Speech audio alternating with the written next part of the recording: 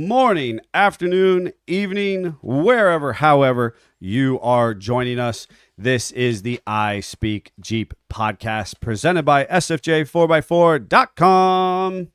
My name is Neil from Simpson Family Jeeps, and I'm joined in Grandma's Couch studio. Are you sure? I am sure. I'm quite confident, in fact. We could be figment of your imagination. We're all in the Matrix, and That's true. and Oh, finally somebody watching us. So I know we're actually talking to someone now. oh, you're so conscientious. If you're joining us in your ear holes at a later date, we appreciate you prioritizing this podcast. It is remarkable. We actually do have a redaction and correction from last week, We I'm like glad you remember that. which I will get to. we like to be as accurate as possible, even when we're not. Yeah, I mean, some people will call us pedantic or nerdy. That's a big word. I know. But Yeah, Scott can't pronounce that No. word. That's why he just called it a big word. That's right. but if you're listening in your ear holes, understand that, hey, we're so thankful for you and your listenership and the manner in which this podcast has absolutely spread like wildfire globally. And Yes. I'll say something about that here in a hot second, but tell your friends, tell your mom. This is the #1 podcast in the universe as voted on by my mom. Yes. So Unbiased. totally unbiased. Yes. So tell somebody about it. Make sure you like, subscribe, leave us a 5-star review. That's usually what Jeffrey says, but I took it from him. That's okay. We're going to jump right into the comments because you took my normal speech. No problem. Giaga Jeepers, you're first. Good morning, guys. Hey, he's got first. And then Amy Brown saying good morning, guys. She tried. She was close. She was close. Good morning, honey. And, just so our listeners are aware, this program does go live every Monday at 10:19 a.m., or pretty darn close, too. Yep. Previously, it was just live on the Book of Faces, and now it is equally live on the YouTubes. So going forward, I think we start paying attention to who's logging in on YouTube versus Facebook. I've got the counter on the screen, and right now YouTube's winning. Okay. They are, but nobody's talking. That's all right. That's fair. That's all right. They don't have to talk. But, you two can join us on Monday on either of those platforms if you'd like to weigh in, watch the program, hang out in the chat box, do whatever, as spirit moves you. See our faces. See the studio. And with seeing the studio, just so you know, there was, about a month ago, we came back for season 5 here, and we were missing a signature, I Speak Jeep inclination. We were. And But we tasked our camera guy with doing something. framing it, trying to Yes. figure out how the framing worked. And he learned how to spatial awareness because we accidentally crouched over the size, We crouched over the sides, which makes a really sick T-shirt, which which you're wearing today. and- if you want one, you should buy one. You should buy one. They're $50. Do we think the shirt's worth $50? Absolutely not. No. But it does go towards supporting this specific podcast. And for that, we thank you. For anybody who did a donation over $50, we have then, retroactively gotten you a T-shirt in the process. But you can still continue to support the podcast, the studio creation. Because of you, because of our listeners, we have plowed back into the business and created a professional enclosure, which is in our service facility. Yep. Now it's valuable to note that, somebody brought it up the other day. We could or should be working on Jeeps. And Yes. instead, we have 3 employees who are here sharing information with you. And, for that is, a bit of a differentiation of a business model, right? And so while we have obviously the physical application of building Jeeps and selling parts, we're taking the time to bring you, hopefully, cool content to your ears and to your eyes. Now, we tasked you with helping build the sign. And the sign, if you were paying attention, may or may not be located behind Jeffrey and I, behind think Grandma's couch. I think it's a ghost. What's really fun about it is that Davey literally set it up on a pulse mode, so it looks like the sign is got a heartbeat behind us right now on camera. Oh, that's fun. It's just pulsing back there. I didn't think it was a sign. It's just a black sheet.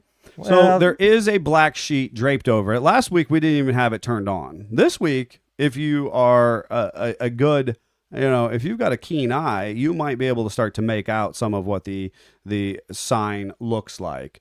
And next week you'll have to tune in on the lives and actually see the sign in living color. Yes. I think it's really super cool is what it is. And I'm very proud of it, and it's very cool. And when we have some open houses here at our facility or one of the parades or something like that, we encourage you to come in, see the studio, check things out, because, you helped build it. And without you, we would just be sitting around talking to each other, which is what we do at lunchtime anyways. But this way, it's way more fun with with you being involved. Yep. So, good morning, Daddy Jeep and Chuck Lorre. good morning. Good morning. Chuck is saying hashtag Team YouTube, and YouTube is still currently winning, but it's getting close. Facebook's catching up. Team YouTube. That's funny. That is funny. So we have some information that we have to change from last week. We should we have introduce some- who Scott is and who I am, though. Are you sure? Oh, I'm not Huh. sure. I just feel like it's Because the right he got thing to do. really excited I about got the really sign. excited. Yeah, he Or did. not sign. I don't know what the heck. Nobody actually So cares that's- about you guys. So Who are you? I'm the maddest mad scientist and Uh-oh. maker of coverage for wiper linkage on YJ windshields when they're CJ windshields. What else What? did you make for the podcast studio?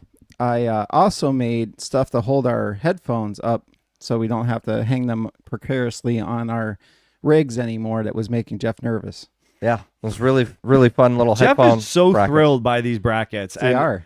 And you were like, "Oh, did you see the present I left you?" And Jeff was like, he came into work and he like about near had a kitty, and it was all he could do from just devoting his entire day to putting them It's up. not an entire day devoted to that. All right, all right, go ahead. Well, who are you? What were you? I don't gonna even say? know anymore. Exactly. I'm Jeff. The painter and detailer. Jeff the builder. Yeah, Jeff the builder. Jeff the builder. of headphone hangers. Yeah. Goodness. Oh my goodness. We are looking for someone to sing Jeff the Builder song. Just saying out in the which universe. is not me. No. No. Which is not me. So what's going on for either Jeff the Builder or the Mad Scientist? Well, we had a busy weekend as always, as the SFJ model is to try to pack as much life into a 24-hour stint as you possibly can. All the life. So after I got off work here, went home and finished winterizing my camper, and then tried to maneuver things.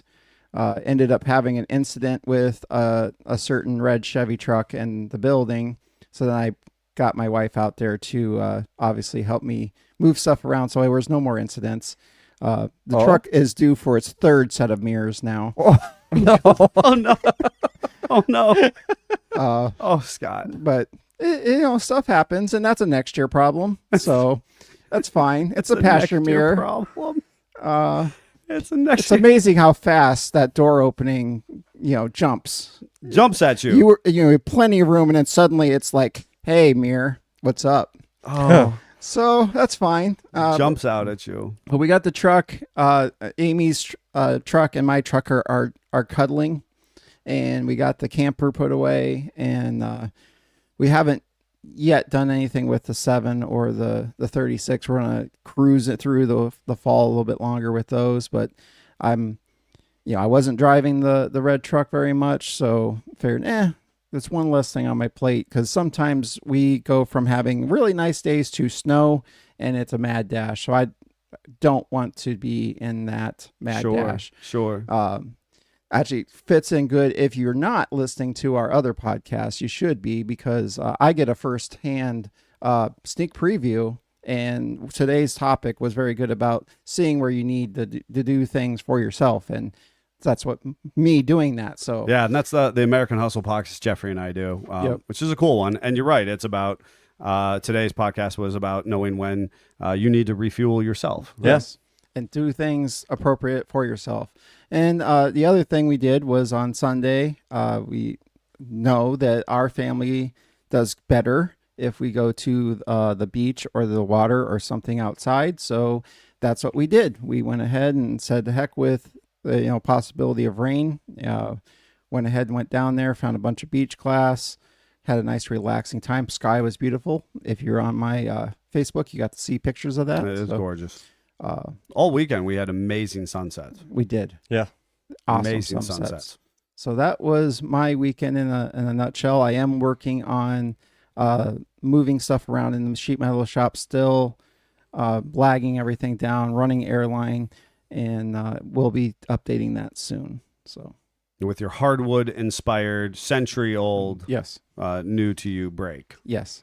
Love it. Love it. Jeffrey, you had a big weekend, man. You had a I did, but I'm going to go to the comments real quick because we've got Keith Dart saying morning, guys, and Michael Gudis saying good morning, SFJ crew. good morning to all of you. Absolutely. And Facebook took the lead, by the way.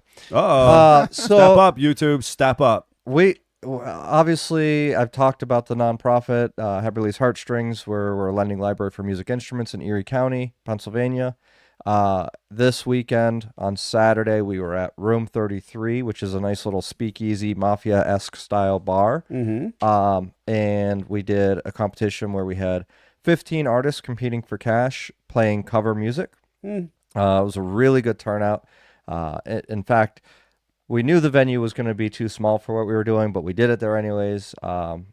And we had many people come in, realize there was no tables available, go grab food, and then come back, so that they could actually still enjoy Be part of the music event itself. So that went off really well. Great opportunity to meet some great people, hear amazing talent, of course, and overall it was just an absolute blast. The nice thing about it is that's our third time doing this competition. It has actually grown so much that next year we're making a 2-day festival in downtown Erie. Right. So It's pretty cool. all the ducks are in a row for that already. We've already got the permission of the city to close a street down for it. So really cool things in the works for next year. So that was the bulk of the weekend and what I was doing and planning for and running around like crazy getting ready for. But Sunday, my opportunity to kind of refuel and do something with the family was I had ordered for my wife and I a mystery crime solving date box. Yes, I was And- excited to hear about this. So that actually came in last week, and because of the event, we hadn't had an opportunity to sit down and do it. So Sunday we took the time to go through that, and I got to say it was really fun. There was 10 different clues that you had to solve this initial clue, and it worked with an online app. So you had to go in and you'd have to select from the app like one of 50 different locations. And if it wasn't the right location, it would tell you you're wrong. Yeah. And if it was the right location, you would get the next clue. Huh. And then that clue would tie into an activity that you had to do. And then you do this activity, whether it be solving a puzzle, solving a riddle, rearranging pieces, Sure. wordplay. There was all different ones, and it was each one was unique in itself. And then once you got done with all of them, the next clues, what each step of the way was a color by number, basically. And that color by number, when it was done, because it was the box we did was based out of Paris. It was an art gallery crime kind of thing from the Louvre, and so we were thinking it was going to be an art piece that we were color by number.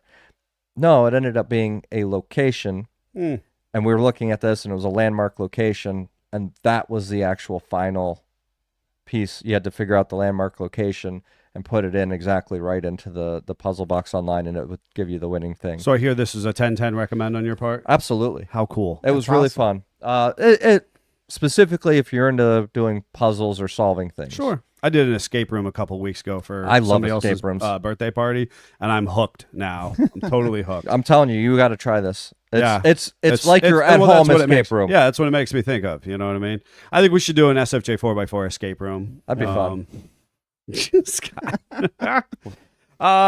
So for myself, I think I'll start with the correction. Obviously, I made an outlandish statement last week. If you were tuned in, you would have heard that I had said that we were in 35 countries globally.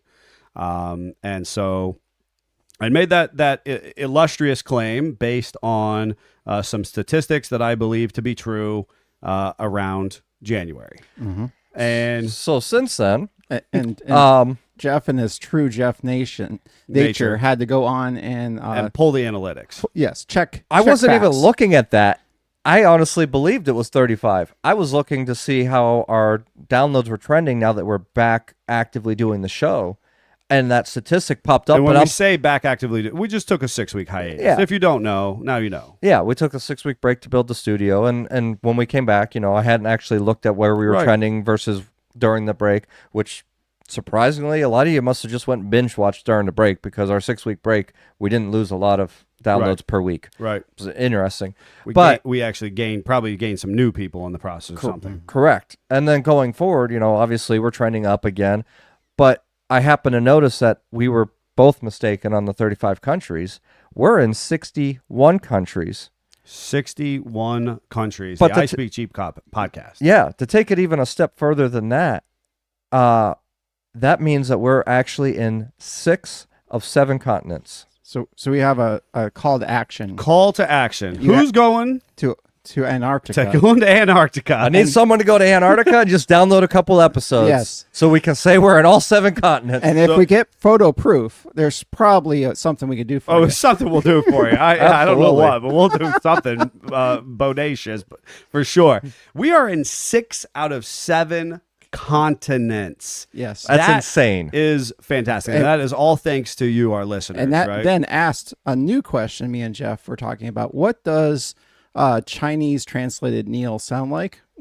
we are very curious if the assumption is that if you're listening to it in one of those countries that doesn't speak English primarily, that there's a translation AI on the episodes because of the transcript is AI generated and everything nowadays.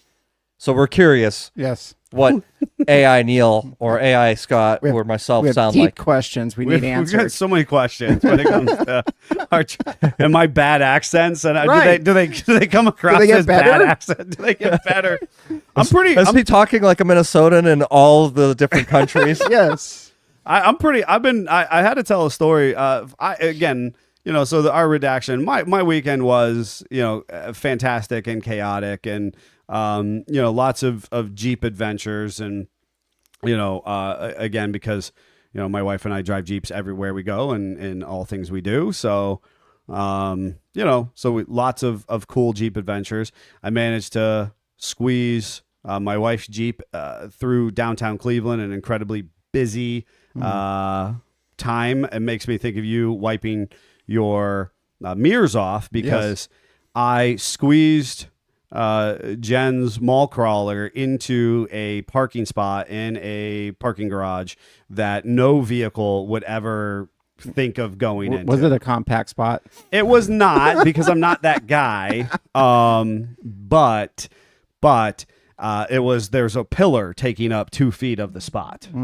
Challenge But accepted. challenge accepted, because I mean, arguably, in a sense, we are individuals who get to off road for a living, you Yeah. know, and so I don't care if it's kind of rural or urban wheeling. I'd still wheeling to me, and so I put Jen's tire. I mean, we're talking a half an inch at most from this concrete barrier.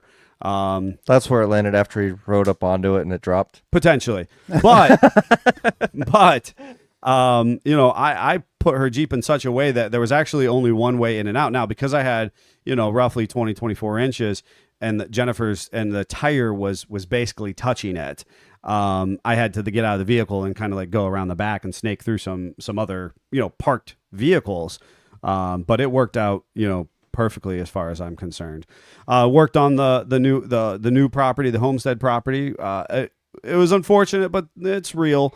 It'll be 3 years this November that we broke ground on the home build. But, as anything that we've done, Takes time. takes time. Anything worth doing is worth doing right. And since we are building the house and the property ourselves, it takes time. But had a good time doing that. Very, very fulfilling weekend of Jeep and personal pursuits. So, And I think the other aspect is not just only does it take time to do that, but there's a lot of learning involved in doing that. Oh, tons and and tons. that takes even more time to learn the process so that you can do it right. And Yes. and you're doing that. Yeah.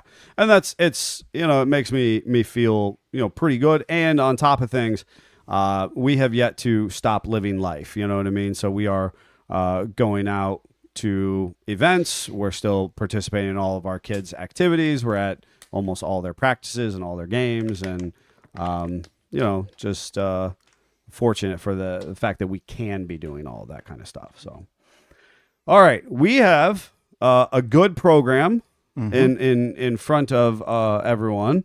We are continuing our race series conversation. And speaking of that, did you bring your activity that you were talking about? I did not finish it.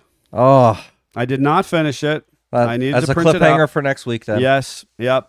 I had an activity prepared for the guys, and I did not finish and print it. So it will exist in the cosmos until next week. Okay. It was a good one. And you're going to want to hang in there for it. So That's all right. We've got enough to talk about between Scott's topic and mine. yeah, because apparently I was told that I talked too much about vintage race vehicles You got last excited. week. Let me just say, so when obviously in my bad decision making in life, I got really excited by Comanche pickup trucks over the weekend. Not that I'm in any way, shape, or form in a position to purchase a Comanche. Did you go to the auction? I did not go to the auction. I did not go to the auction. Do we know how much it sold for? We don't know anything about it. No. We need to find out. More cliffhangers. I compartmentalized and decided not to even to set myself up for failure in that situation. It was a wise choice. Yeah. There was a beautiful truck for sale not too far from us in a state was selling a full size, a J truck, if you will. So, but anyways, I got inspired by Comanches, and there's a guy in Kentucky.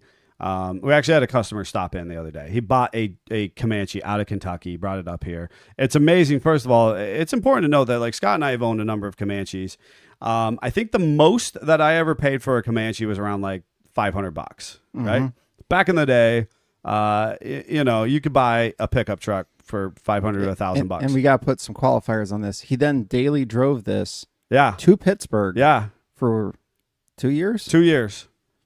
I actually, and let's tell the story as it is. I actually paid $300 for it at a garage sale. Yes. It was listed at $500, and I paid $300 for it at a garage sale.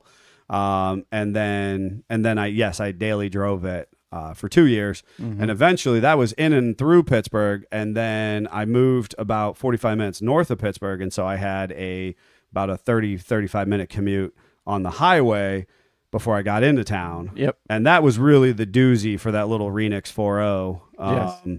Because I'd have to stop part way and put oil in the engine. Which because, is obviously a normal occurrence. Yeah. I would stop at that time. Obviously, I was not full-time pursuit of an automotive career, but I would stop at Sam's Club and I would buy the cheapest motor oil they possibly had, and I just lived in the bed of the truck so that I could just top it off constantly, because it leaked like a broken fish tank and it burnt oil and all that kind of good stuff. But I paid $300 for it at a garage sale, so whatever. And in today's market, that truck was actually pretty nice. That truck was really nice by today's market standards, which is then part of my rub at the moment is that Comanches in similar condition are bringing around $5,000. Yes. And regularly you're buying a good Comanche between $7,500 and $10,000. Yes. And I'm blown away because there was a point in time that S10 square body S10s, square body Ford Rangers, Comanche pickup trucks, throw in a Mazda, maybe a Nissan hardbody. You could get one of those for under $1,000 and drive the wheels off of it. Yep. Right. And no more is that the case. But what the funny part of the whole my perusing the interwebs was the fact that an individual who is the first owner, one owner Comanche in Kentucky, 5-speed. It's a 6-cylinder 5-speed, so 4.0 5-speed. 4-wheel drive or 2-wheel drive? So the thing is, I don't remember on this one. So I don't want to make the story. I don't want to make the fish any bigger than it already is. It's a story, right? What's a story without some elaboration? Don't let the facts get in the way of a good story. So it has a pappy cap on it. It has a camper cap on it. Expect nothing less. Nothing less, right? $6,000. And I just everything in my soul says that I need that truck, right? Rust free, Kentucky, blah blah blah. And he has the original window sticker. But I think the important piece for me, or the funny piece for me, what year was it? 89 as well, 89, 90. And I think the funny / important piece for me was that the individual was so thrilled because it's a performance machine. Yeah, it's peppy. It is. And it had 175 horsepower. Yes. I mean, and he made sure to put that in the listing. Well, that's big news. That was big horsepower. You know what I mean? And I have to, so I have a fact that's been burning a hole in my pocket for 2 weeks now. Yes. And this is just a perfect lead in for this. So what's the world's fastest 4.0? The world's fastest 4.0. There's a guy who all he does is build performance 4.0s. Well, that's cheating. Oh. You're going with an OE 4.0. You're talking about an OE So the built? world's fastest built to show the performance of the 4.0 in 87. So we got to put this perspective. Oh, okay. This is the first year of the 4-liter. Renix, French is translating to English, then it's translating to like redneck to make this truck go fast. I was about to do a terrible French impression. Oui. What you said. Redneck French. Redneck French. And nothing has spoken to my soul more, I think, than that's what we do, people. my cruddy 87 YJ with my Renault Yes. BA10 transmission. Yes. All right. Oh, boy. So it set the land speed Well, record. we're not in France anymore. Nope, they just canceled us. We've been canceled in French. Well, that I speak cheap. Yes. Honestly, this might be one of your better impressions. It is. Yeah. Now we're definitely canceled. So anyway, it set the land speed record at Bonneville at a smoking 141 miles an hour in a Comanche. Ooh. With it, and that something I need to kind of explain because I didn't know this for a long time, and I'm about as car guy as you can get. So when you race at Bonneville and you set a record, you have to do it and then you have to repeat it. So you can't just go up there and like max out the thing, blow the motor up, and that's your record. That's not how that works. Interesting. I did not know that either. So they actually have a top speed of 146, but the record is 141 because that's what they could repeat. So I don't know what happened to it after the 146 mile an hour. Gave all it could. It could. Lost those 5 horsepurs. But that I thought that was just too fun not to share when I was looking up race Comanches. So there was an 87 Comanche 4.0 that went almost 150 miles an hour on Bonneville. Now, you and I have driven some Comanches in our life. That guy had gonads of steel. They were the size of Texas. That truck was hauling all it could. Granted, all of ours, I paid $350 for my Comanche. So, got to put it in perspective. Well, by the time we got them, they had seen some things. They were pretty long in the tooth. Yeah. But I'm going to just jump back to the comments real quick. Roy is saying good morning. Morning, Roy. But also, Daddy Jeep is saying, I didn't think the 4.0 came out until 89.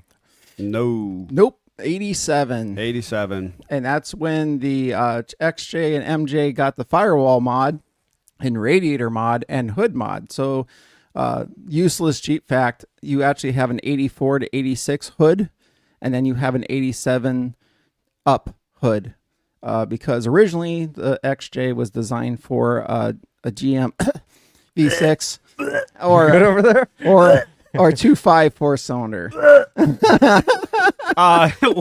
Which and understand. So the customer came in last week, and he was in 85, and he special ordered or purchased brand new a Comanche, and it had the 2.8 V6 in it, and he loved it. He thought it was the cat's meow, and Well, you either had a good one that ran forever, or you had one that left you stranded.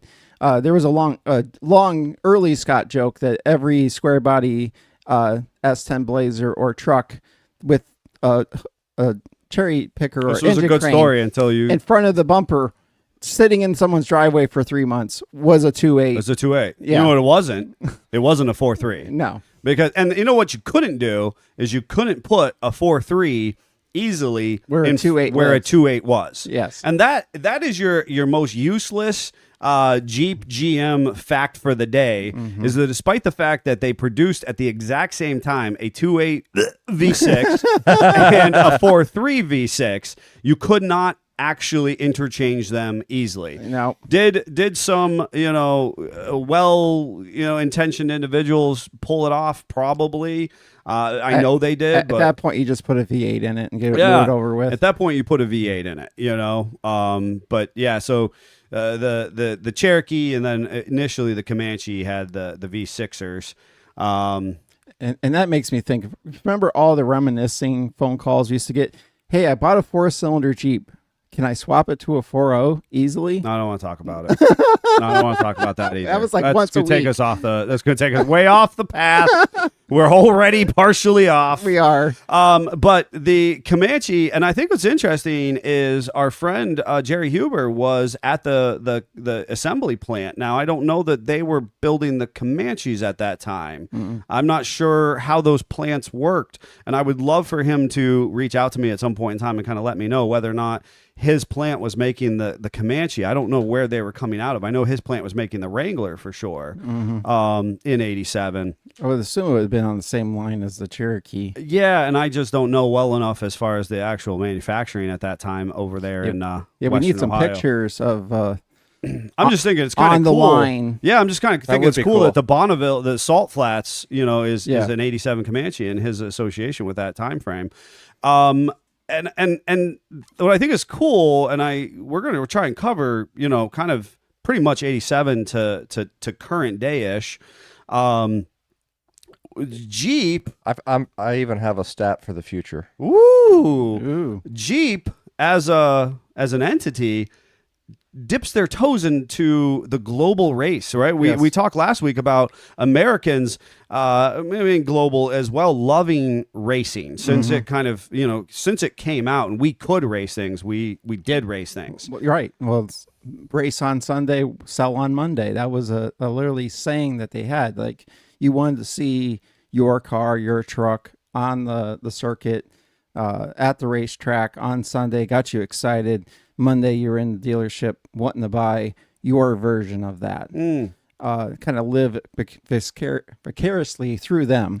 Scott's trying big I'm words. trying. I love it when he does big words for us and for all of you listeners at Yes, home. do my best. Yes. So what do they do? Because I love this race circuit that they get into.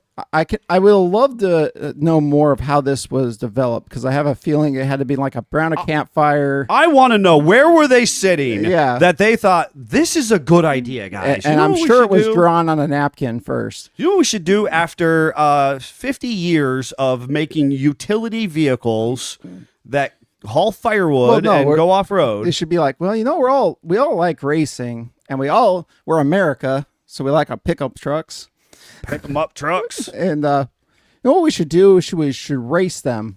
but not race cool ones. No, we should race all mini trucks Mini trucks with And- 4 cylinders. with 4 cylinders as a requirement.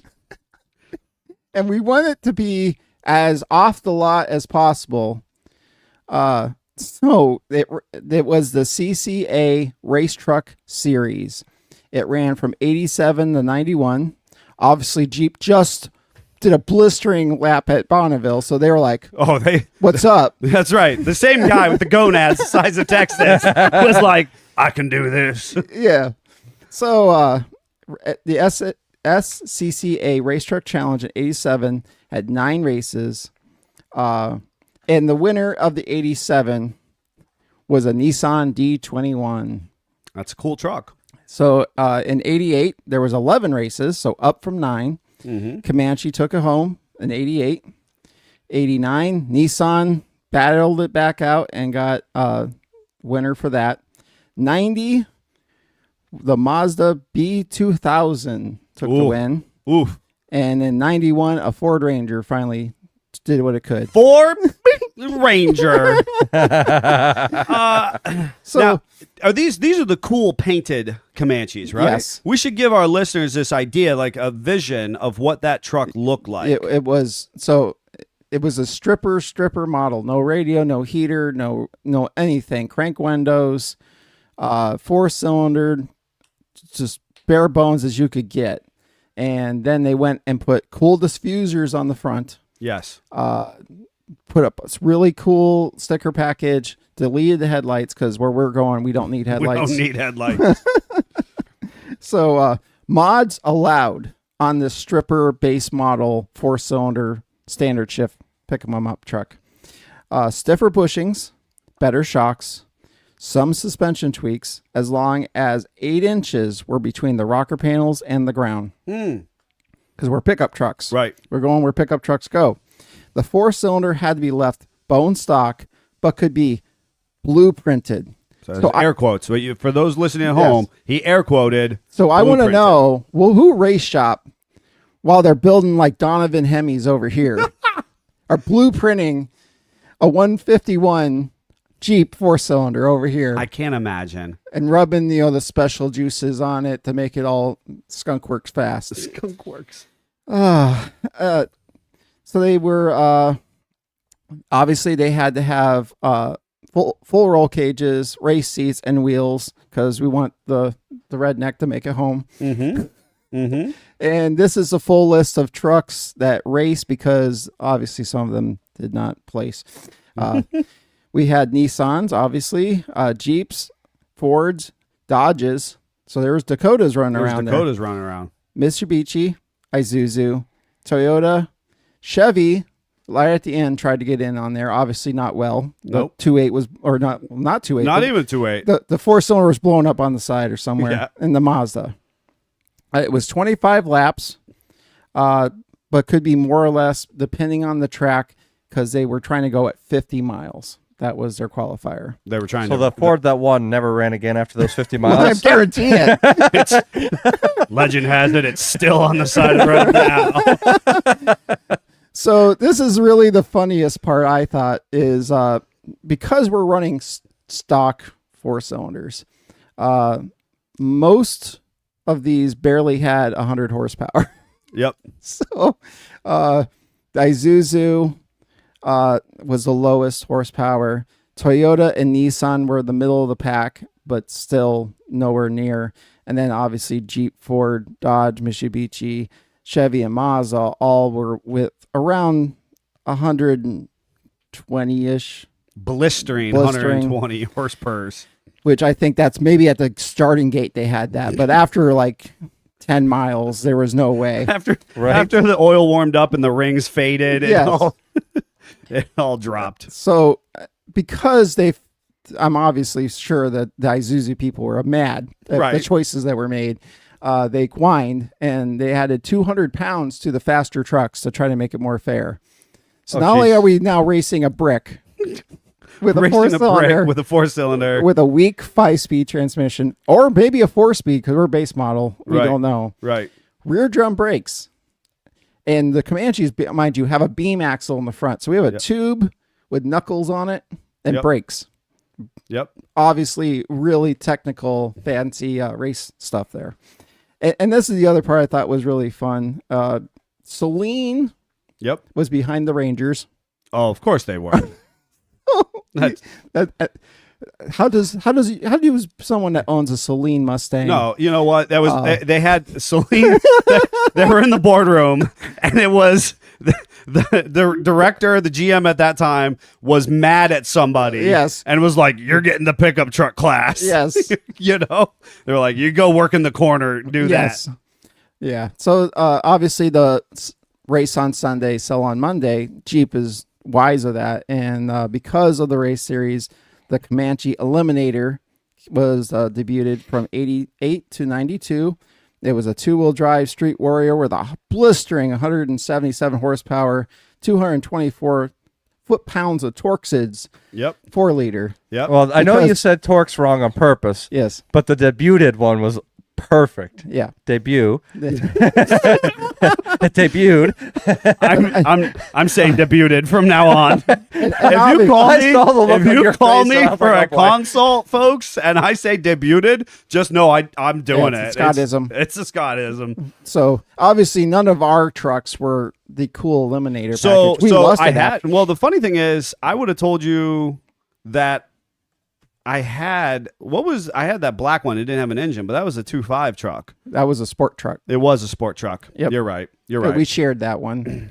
We didn't share that one, did we? Yeah. We shared so many. A lot of Sharing is vehicles. caring. So yeah, I had a Pioneer package. Mm-hmm. We had the sport truck. Yep. And I And don't then know. I had a HO You had the 92. 92, Last of the Mohicans. You That know what I truck thought was awesome. funny is that there was a 92 for sale on the that their marketplace, and it's really not that more. It is literally cheaper than some of the other ones. Oh, And I thought to get my myself, heart going. yeah, I thought to myself, do people not care anymore? Like I wonder. I care. I know.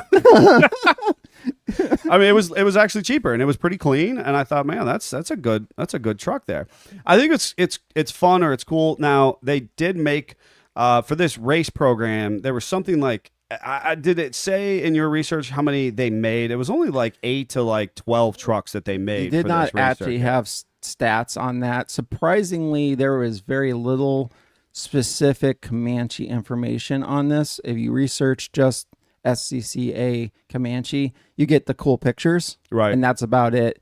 All this great information was from Haggerty, but it was over the entirety of the race series. And due to us only winning in 88, there wasn't a ton of information. I love that he said us, right? Yeah. Because we're a Jeep specific Right. business and podcast. Got- So like gotta that's call our it. home team. Home you team. know? That's right. Home team. Yeah. There was on Comanche Club or on Naxtra, and don't quote me on either one. There was somebody, a young Scott Brown, who went down the rabbit hole. So and- there was somebody that was recreating a race truck for the street. Yes. In the livery and everything that the race trucks were. I did not go down. Not sure what he was saying. Scott, I'm struggling today. Scottisms. You're. I'm just here. I feel like he was painting this morning. No, that's the problem. He wasn't I painting. wasn't painting. Okay, I'm just owning who I am. that's it is right. what it is. That's right. A lot of stuff going It's on. only up a here. matter of time before he comes in and does the podcast barefoot. I'm just saying. I'm surprised it hasn't I am happened surprised it hasn't happened. yet. yet. You've accepted the Jeff, Crocs. quit breaking the studio. Why Nobody is your would have mic known if stand- you would have said anything. Why is your mic stand trying to jettison across the room? I was so smooth at saving that. Nobody would have even I known. didn't even know. See? But now I do. Now everybody knows. All right, so it's Scott. We are off the tracks. We are off. All the four tracks. tires are in the Crash and middle of the burn. But We're anyway- racing. We're on. We're the Anyway, full I did flats. not research that article that came up because he was reproducing it, and sometimes people do their own thing. They do. Oh, I know factually he was doing his own thing in the process. I just remember there being a thread somewhere that had a statistic of how many trucks that Jeep had actually made in the course of that 3 or 4 years. And it was something like 6, 8, 13 or something like that. You know what I mean? And they made these trucks. I have always loved the old school race rigs, like the trailers and the old trucks. And because now, I mean, if you're into the racing or even if you go to a big Jeep show, we're pulling in with full sleeper trucks and a full enclosed, trailer, the big outfits. Right. Back then, race cars, your most illustrious race cars were oftentimes on like a wedge back Yep. of, you know, a bullnose type truck or something. Even just a flat car trailer with a Flat tire car- rack on the front. And honestly, some of those car trailers at that time had just single axle on there with Yep. one time. I mean, Yeah. it was amazing what these guys and gals did to go racing, because we were such a world not constrained by, you know, the legalities and preventative this, that, and the third. Everything they did was into that race vehicle. 100%. You know?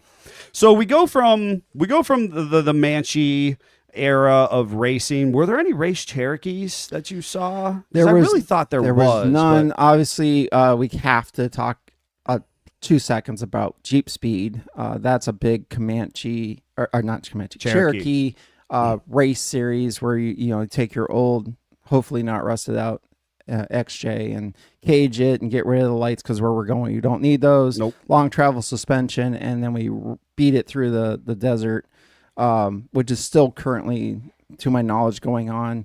But nothing really exciting other than that. Like I said, it was really honestly surprising how little information specifically on race MJs and XJs there was. Well, I was actually panicked until I was like, okay, I've learned, search one thing, okay, come up dead end, search another way, try a couple different words. And once I put in this SCCA, boom, found the article. found a lot of good information. But other than that, there wasn't much. So if you know, obviously let us know, because we're nerds on that information. Yeah, we we- love to know it.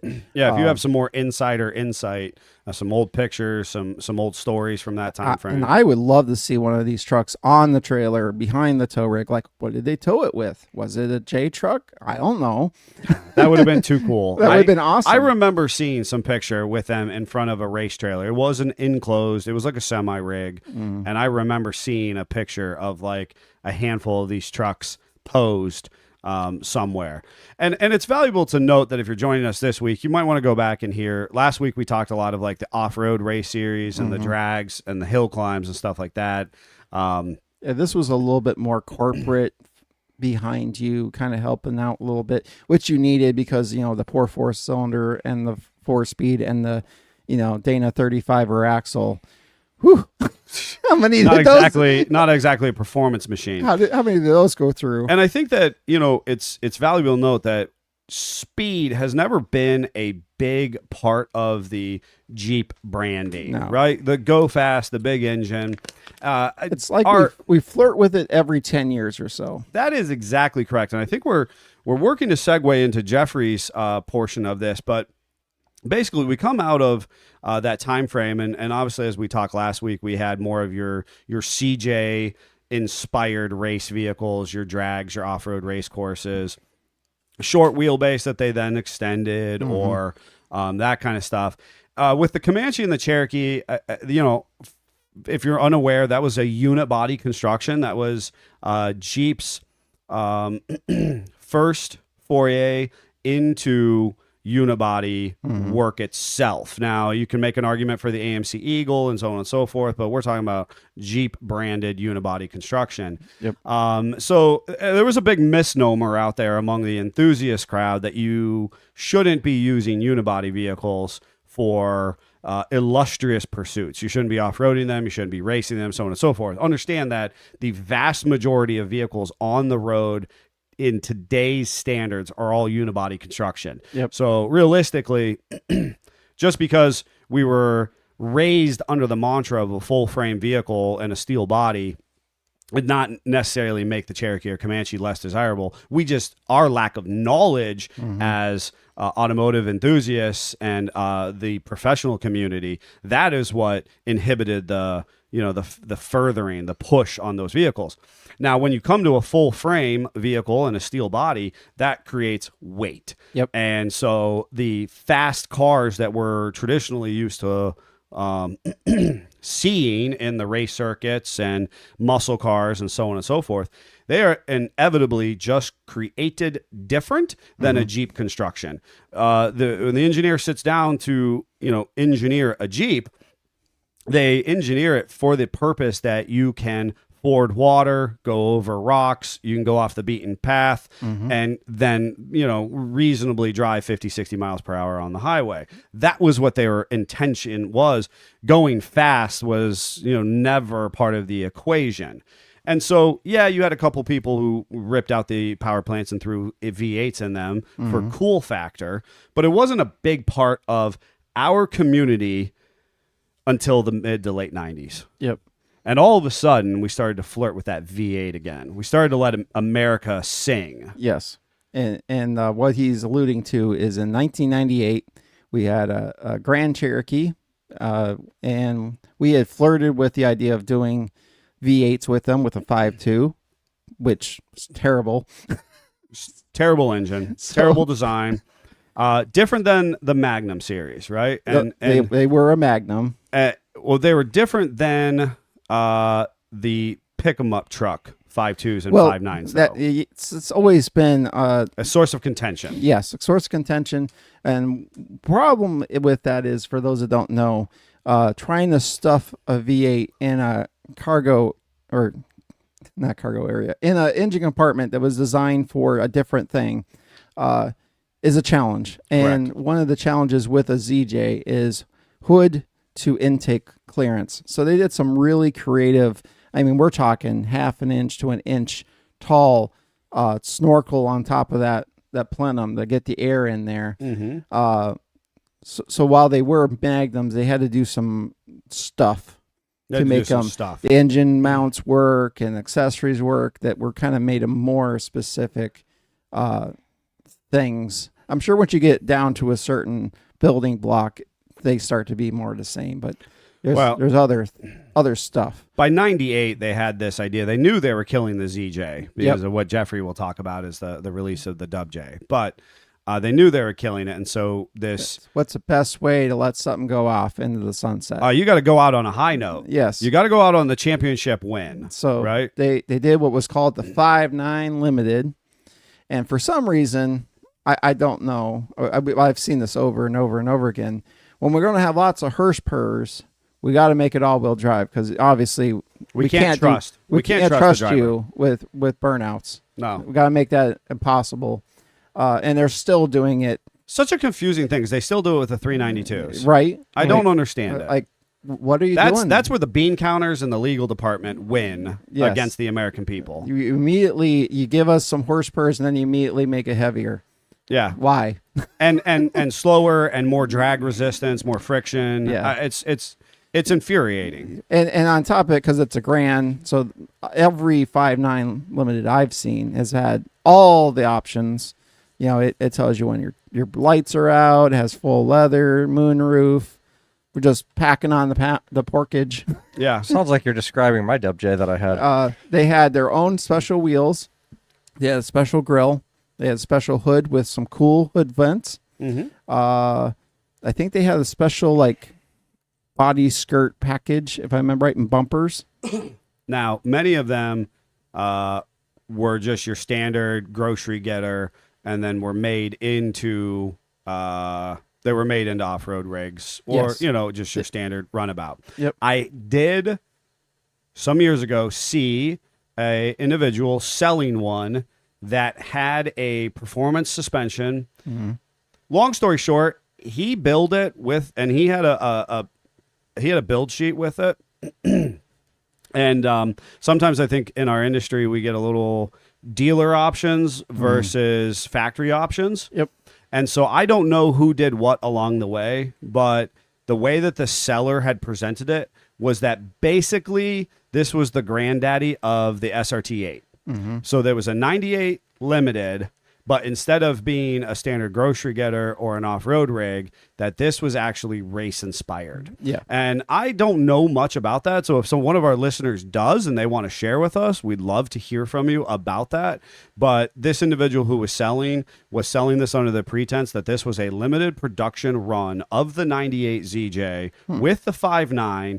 And instead of it being your standard grocery getter or off-road 4x4, that this was actually tuned from either the dealer or the factory and it had a sport tune suspension. It had a particular exhaust package. It had a fascia or flaring kit that was actually different than the standard one we see. It was super cool, and always wanted to know more about it. Yeah. And again, we see crazy stuff on the interwebs all the time, so Yep. take that with a grain of salt. But they eventually kill the ZJ, and they give us what, Jeffrey? The Dub J, which had a 4.7 high output. I don't know what's worse, the V8. 2.8 or Jeffrey's 4.7 Wait. HO. It toted 265 horsepower Woo! and 325 pounds a foot for torque. Yeah, that's not bad actually. It's okay. If the engine But it was stays also together. all-wheel drive. Yep. So, 'Cause can't be trusted. yep. And the something we forgot to mention, but we need to go back and mention and then talk about how they continued it on. They decided with the Limited it needed a heavier duty rear axle, so they're like, we need to put a 44 in this thing, but we're not going to do it the right way. We're going to make it 44A, Yeah. which means aluminum, because we've added all the pork. We need to take weight We have off, to lower obviously. the weight somewhere. and we're all-wheel drive, so we're not going to break it. And they continued that on in the Dub J because it was a great idea. Must continue. They do anything good with the Dub J? No.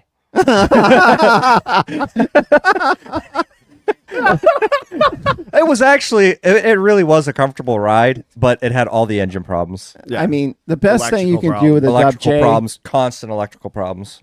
the best thing you can do with a Dub J is what Daddy Jeep is doing with his Dub J. Absolutely. You know, at this point, they're a great wheeling rig.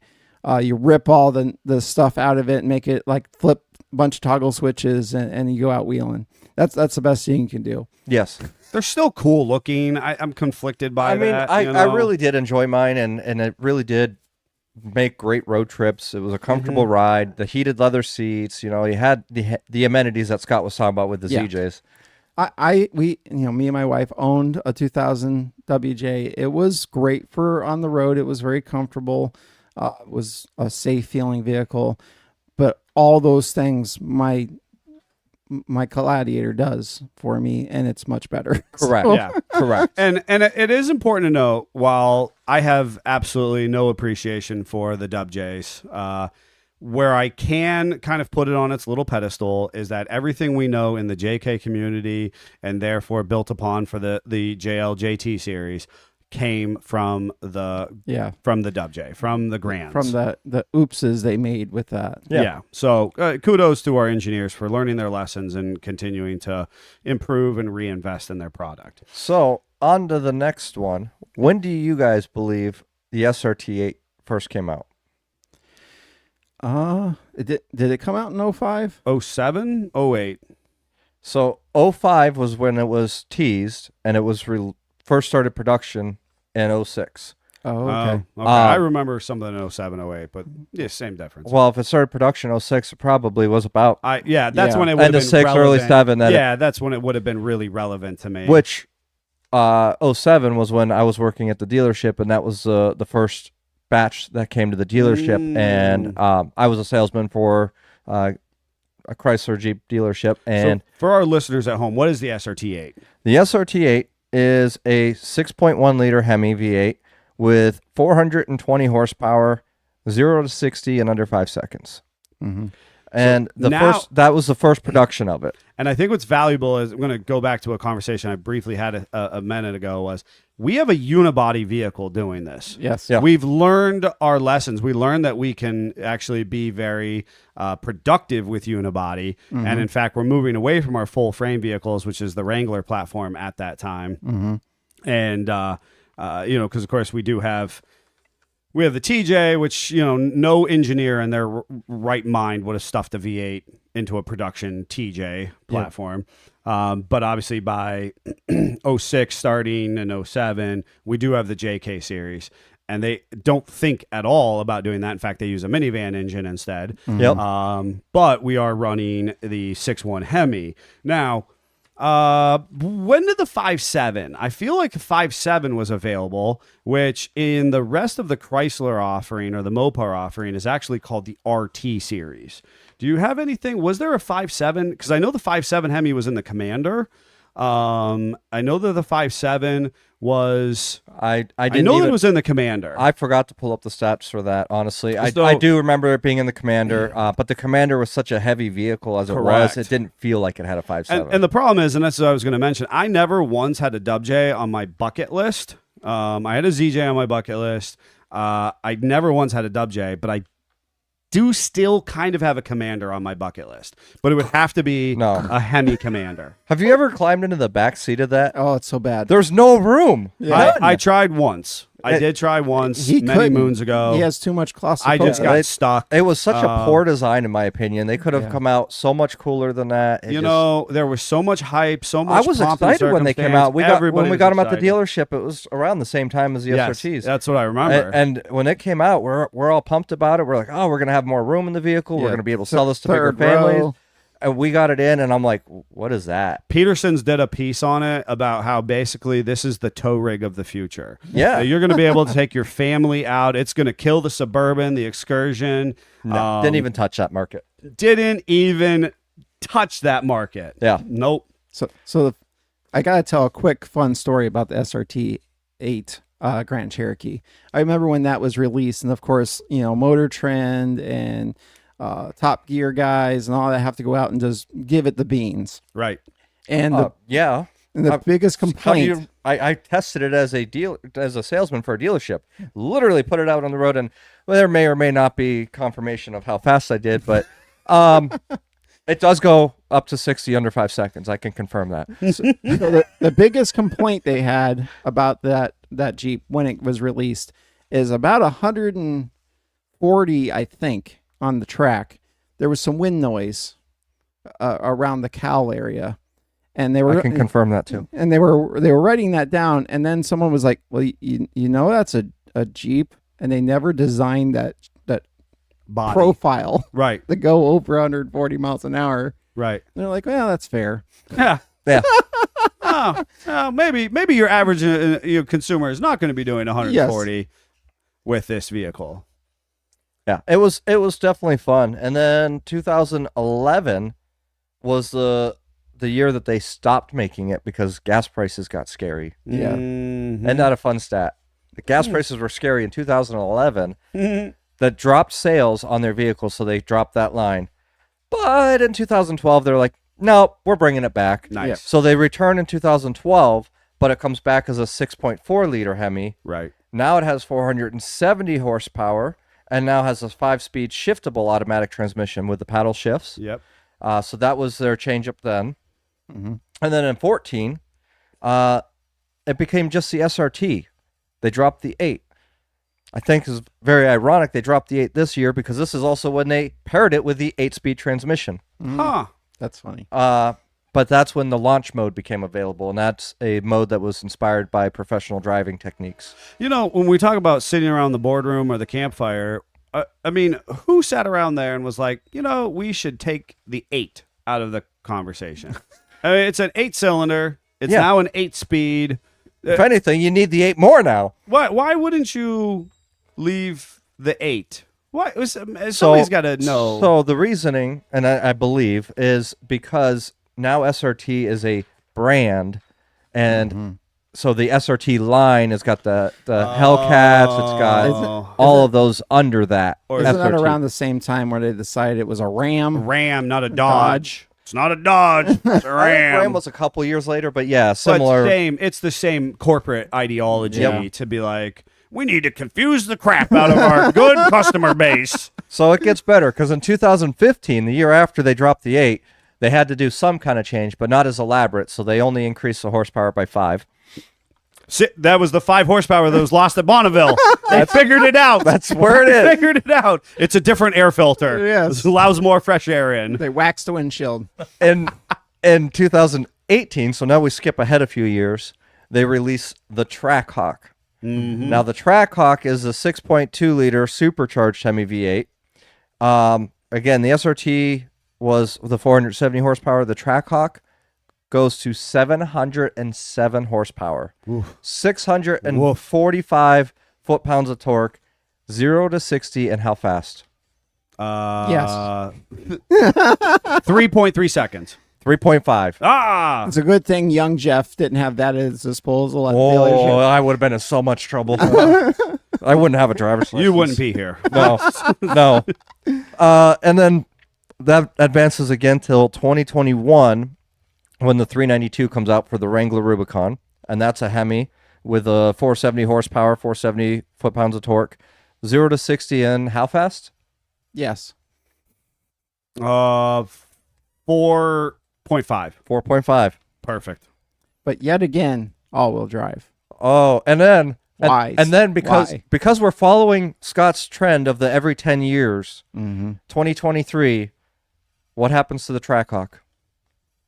They take it away from us. It still exists, Oh, okay. but they downgraded it Ah. because now you can only get it with a 4xe that has a 2.0 i4 DOHC DI turbo PHEV engine.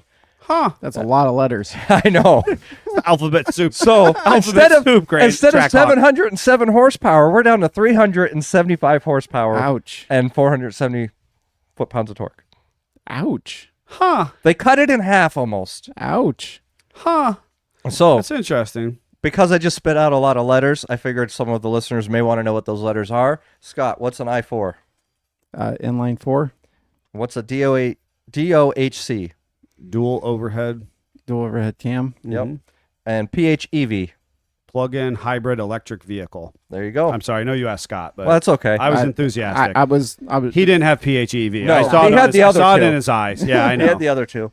Right. Since that is the world that I'm a purveyor of, and I'm just interested in. I didn't want Scott to stare longingly at you. No. That's okay. In the process. So But so going forward into the future now, we're going to jump to 2025. What's happening in 2025? full electric. They take away the 392. It's a final edition. This is the last time it'll be made. It was actually, they tried to take it away in 2024, and someone's like, no, we're going to do one more year out of it. Let's do a final edition. Huh. So 2025 is your final edition of 392. Huh. Still all-wheel drive, I'm sure. Yeah. Got so fired up. Yeah. So, but that's where it's at, is they're taking it away because we're looking down the pipe of electric vehicles. Right. And the electric do have amazing torque. Yeah, I'm But- fascinated that with the Trackhawk conversation there, because I wonder if that rating is based on the combustion engine with e-assist. Because I feel like I know the Lightning that they teased as one of their prototype vehicles and stuff had way more horsepower and torque out of it, but it's a hard equation to take a combustion engine and make a direct comparison to that of an EV. So there's some loose equations that. and they've I don't done. necessarily believe it's that is the issue. It's that you're looking at more of that torque rating now. Yeah. As you switch to electric, the torque is going to mean more, which is why the torque on this one is so much higher than their horsepower. Whereas generally it's pretty equivalent, or the horsepower is usually a little higher. even. And for our listeners at home, and I need somebody to refresh me on this statement. Horsepower is how fast you pull the house, Mm-hmm. and torque is how much house you take with you. how much house you take with you. Yes. Yeah, there's a Well, fun little equation. Greg says something about how far you make it through the wall, Mm-hmm. and Horsepower is how fast you get to the wall. yep, Torque is how much wall you take with you when you go through it. yeah. Okay. There you go. and ultimately that is a little bit of how our culture is changing. I think it's interesting when we talk about race vehicles, because as kind of a iconic American experience, we loved the competitive concept of racing. And so when we go to those Comanche pickup trucks, they were just racing base 4 cylinders, and the Yes. objective was the competition, not necessarily the speed, right? So there's actually an argument in some of the racing that if you play around with the vehicle too much, now you're making an unfair advantage. And when you have very small 4-cylinder pickup trucks, now it's a race driver's game. Now, who can outdrive the other guy? It's not because you suddenly have 20 more horsepower or you figured out how to take 50 pounds off the chassis to then beat that guy. Now you actually have to be a good driver. Now you have to be able to be competitive yourself. And that was part of our American spirit, and that's what people were as equally in love with as they were the vehicle itself. The pursuit of both, I think, is what made us, kind of lust after the concept of racing. I think the challenge we see with the Bonneville Salt Flats and certain drag racing and jet trucks and all of those things that kind of captivate our attention as automotive enthusiasts is that people get hurt. And so when folks were just taking their Jeeps out of basically the run what you brung, kind of model, and they were just taking their Jeeps out to the field and racing them, or going to the sand drags or the mud bog and racing it, it was not necessarily about the fact, are you bringing a performance monster, but are you bringing your best self to the process, your A game. And as we pursued this concept, somewhere along the line, it became about the speed. And I think that ultimately that's what we're seeing be dialed back. And what engineers and automotive professionals alike are understanding is that we actually, as the butt dyno, our seats, our butts in seats, experience torque. We don't exactly experience horsepower. We experience horsepower as a bit of a side effect of torque, but torque is kind of what throws you back in your seat and allows you to swing around that semi truck on the highway. I mean, a good example to me is it's always fun to drive a slow car fast than it is to drive a fast car slow. And you kind of see that with like NASCAR right now. We have never had such efficient, fast NASCAR cars as we ever have. But now if you tune into a race, it's just and they're slowly crawling on each other because the cars are so evenly matched. Correct. And now it is a driver's race. And because they're so fast, it's boring because you're just not pushing the envelope. Where when you're in that little 4-cylinder, 4-speed, and you're flogging it for everything it's got.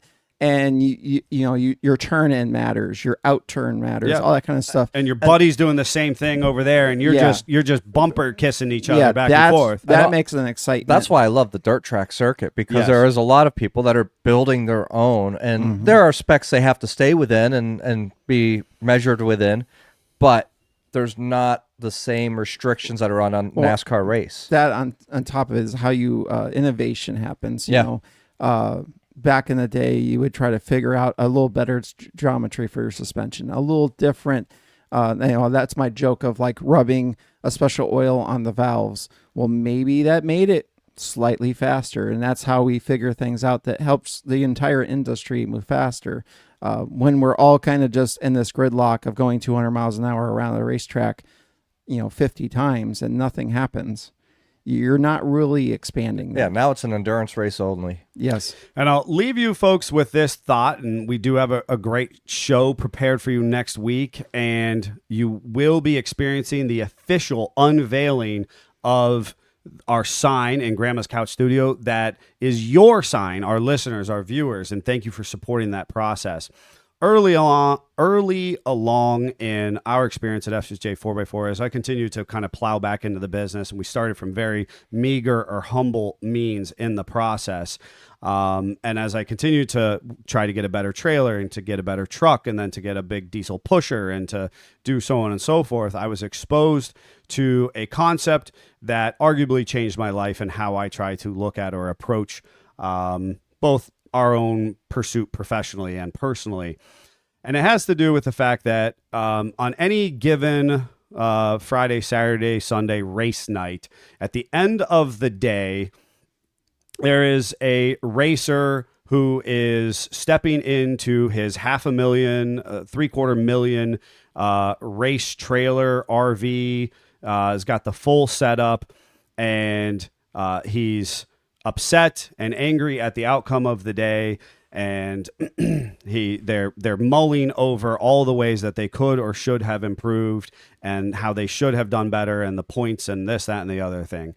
And at the same time, there's an individual who is sitting on the tailgate of his pickup truck, looking at the race car that he built for whatever application. Yep. And, opening up the cooler with a bunch of other buddies who helped him with the car and talking about, despite the fact that they didn't win, they had like the best day of their lives together. Oh yeah. Yep. And so as race Jeeps have, come and gone and changed our industry as a whole, our hope for you would be that no matter where you enter the equation, that you can find the joy in the vehicle you have, whether it be a 4-cylinder Comanche or a 392 JL or something of in between, Yep. that you enjoy your race-inspired Jeep now and in the future. And speaking of, Daddy Jeep just said, talking about Jeep racing, Ultra 4 is coming to Roush Creek next spring. And on that note, Jeep on. Jeep on. Jeep on.